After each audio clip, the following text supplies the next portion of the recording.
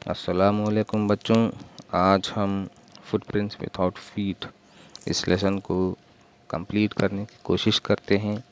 जैसे कि मैंने कहा था कि अपने आप को पूरी तरह से ज़ाहिर करने के लिए ग्रिफिन किसी थिएट्रिकल कंपनी के शॉप के अंदर घुस जाता है और bandages, dark glasses, false nose, big bushy side whiskers, large hat पहन लेता है और उस शॉप के शॉपकीपर पर हमला करता है और जो भी पैसा उसके पास होता है चुरा कर वहाँ से निकल जाता है।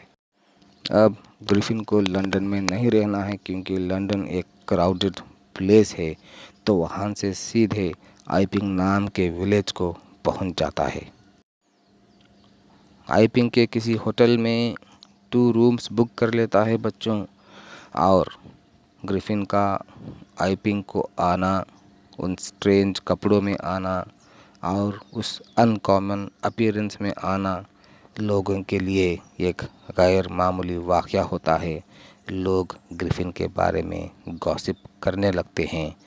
ये जो मिसेस हॉल है, जो कि लोकल इन की दैट इज़ होटल ओनर की जो बीवी थी, वो ग्रिफिन से दोस्ती का व्यवहार करती है, लेकिन ग्रिफिन साफ साफ ये कह देता है कि my reason for coming to Iping is a desire for solitude.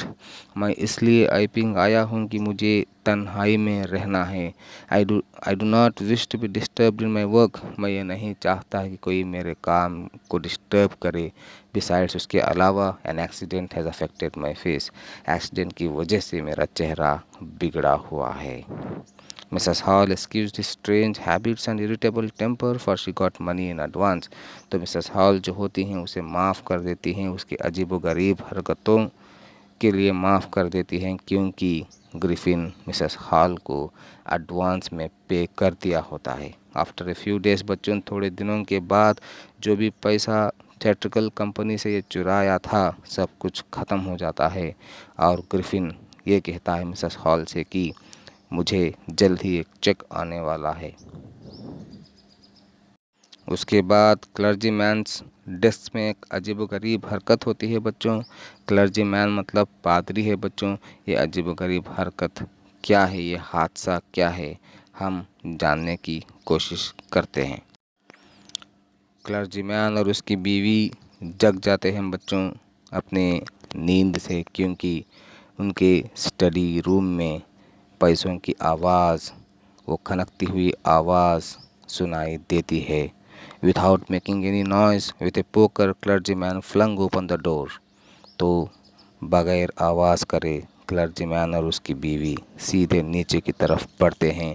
Clergyman के हाथ में एक पोकर होता है, एक डंडा होता है, और सीधे स्टडी रूम तक पहुंचकर डोर को ओपन करता है और कहता है क्लर्जीमैन सरेंडर।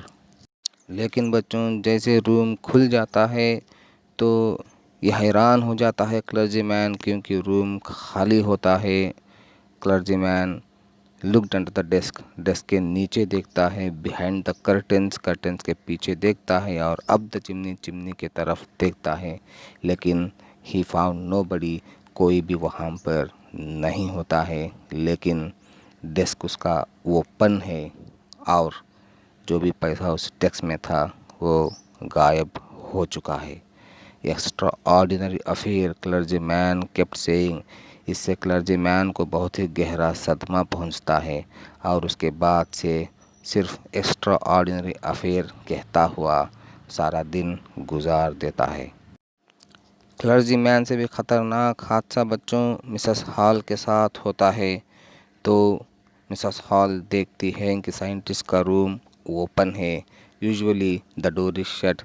मामूली तौर पर उसका डोर शट होता है, लेकिन उस दिन दरवाज़ा खुला हुआ था। इस वजह से मिसेस हॉल सोचती हैं कि ये मौका है, चलो उसके रूम में जाकर थोड़ी बहुत इन्वेस्टिगेशन कर लेते हैं। तो मिसेस हॉल और उसका शौहर सीधे रूम में जाते हैं। रूम में ये देखते हैं कि बेड क्लोज फॉर कोल्ड, मतलब उसका जो बिस्तर है वो ठंडा है। इसका मतलब ये है कि साइंटिस्ट जगकर बहुत देर हो चुकी थी।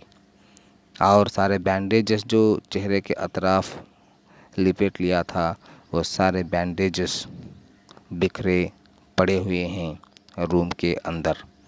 तो इतने में क्या होता है बच्चों, Mrs hall heard a sniff hat. Mrs hall heard a sniff मतलब इसे मिसेस हॉल को ये लगता है कि कोई उसके कानों के पास आकर सांसें ले रहा है। इतने में अचानक से जो बेड पोस्ट पर हैट होती है वो हवा में अपने आप उड़ जाती है और सीधे मिसेस हॉल के मुंह पर ये दे मारती है बच्चों। और जो बेडरूम चेयर होती है वो ज़िंदा हो जाती है और इन दोनों की तरफ चार्ज करने लगती है। उन दोनों का पीछा करके रूम के बाहर हकाल देती है चेयर और डोर को स्लैम, अपने आप डोर स्लैम हो जाता है। अब मिसेस हॉल्स टोटल हिस्टेरिक्स में है और ये कन्विंस हो जाती है कि ये जो कमरा था उसमें जिनके असरात मौजूद हैं और वजह ग्रिफिन है। और सारे लोग वहाँ के ये सोचने लगते हैं कि कुछ चक्कर है, जादू हो रहा है। और सारे लोग ग्रिफिन को सस्पेक्ट करने लगते हैं क्योंकि अगले दिन ही वो बहुत सारा पैसा पे कर दिया था। चलिए बच्चों, अभी हम क्लाइमैक्स की तरफ आगे बढ़ते हैं। अब ये सारी हरकतों को देखकर कोई विलेज कांस्टेबल को ख़बर दे देता है और मिसेस हॉल सीधे साइंटिस्ट के पास जाती है, ग्रिफिन के पास, और उसे कई सारे सवाल पूछकर परेशान कर देती है। वो ये पूछती है कि what you have been doing to my chair upstairs, तुम मेरे चेयर के साथ क्या कर रहे थे।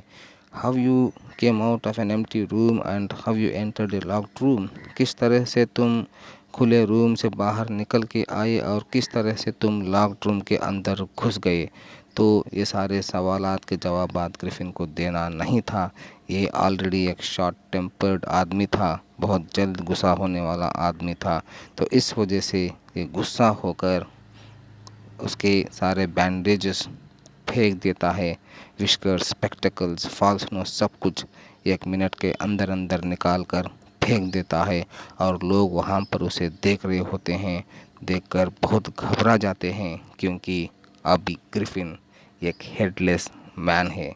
क्योंकि बच्चों बैंडेजेस निकाल कर फेंक चुका है, हैट निकाल कर फेंक चुका है, ग्लासेस जो भी प्रॉप्स अपने चेहरे को छिपाने के लिए, ज़ाहिर करने के लिए पहना हुआ था, सब कुछ निकाल कर फेंक दिया है। तो अभी ग्रिफिन एक हेडलेस मैन बन चुका है। तो इतने में कांस्टेबल जाफर्स पहुंच। तो कांस्टेबल जाफर्स एक हेडलेस मैन को देखकर हैरान परेशान हो जाता है, लेकिन अगर मजिस्ट्रेट का वारंट निकल आता है तो किसी आदमी का सर हो या ना हो उसे तो अरेस्ट करना ही पड़ेगा। अब जाफर्स को, ग्रिफिन को किसी भी हालत में अरेस्ट करना ही पड़ेगा। He tried to get hold of a man who was becoming more and more invisible. तो वो इस ऐसे आदमी को पकड़ने की कोशिश कर रहा था जो हवा में गायब होता जा रहा था। फाइनली लास्ट में शर्ट हवा में उड़ जाता है और कांस्टेबल उसे पकड़ने में लगा रहता है और जद्दोजहद करता रहता है। और बाज़ लोग कांस्टेबल की मदद करने की कोशिश करते हैं, लेकिन सबको अच्छे खासे मुक्के लगते हैं हवा में से, और जाफ़र को भी अच्छे खासे मार पड़ते हैं बच्चों, और जाफ़र अनकॉन्शियस हो जाता है। अब लोग होल्ड हिम बोलकर चिल्ला रहे हैं। ये करना कोई आसान नहीं था, ये ईज़ियर सेड देन डन, मतलब ये कहना आसान था लेकिन करना बहुत ही मुश्किल था। फाइनली ग्रिफिन अपने आप को फ्री कर लेता है। तो ये था लेसन बच्चों, आप गौर से सुनो और इस नोट्स को अच्छी तरह से पढ़ते रहें और समझने की कोशिश करें। Thank you.